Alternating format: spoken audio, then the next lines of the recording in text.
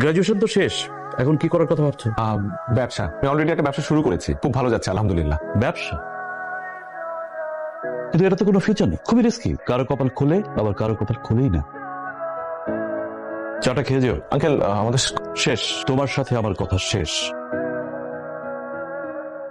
আমার বিয়ে ঠিক হয়ে গেছে মাহির। বিয়ে ঠিক হয়ে গেছে মানে কি বলতেছো? বাবাকে কত করে বুঝাইলাম, শুনতেই চাইলো না। কোত্থেকে এক ইঞ্জিনিয়ার ছেলে ধরে আনছে, হ্যান্ডসাম স্যালারি, ব্রাইট ফিউচার। তাহলে তোমার বাবা আমার সাথে দেখা করলো কেন?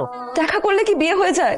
আমি তো তোমাকে কতবার বললাম, চাইলাম বাবা চাকরি দিবে, ছেলে ছাড়া আমাকে বিয়ে দিবে না। আরে আমার মনে হয় কি জানো, এই বিয়েতে তোমার বেশি একটা অমত নাই। আমি বুঝতে পারতেছি না, আমি জানি না, আমার কিছু ভালো লাগতেছে না। আমার আচ্ছা তোমার আমি একটু হেল্প করি, যে ছেলেটার সাথে তোমার বিয়ে ঠিক হয়েছে না, ওই ছেলেটারই বিয়ে করে ফেলো। আসলে আমার মতো এত ছোটখাটো একটা ব্যবসায়ীর সাথে তোমার যাই না, তোরে বিয়ে করে ফেলো। হ্যাঁ কি একটু রিলিফ লাগতেছে না এখন?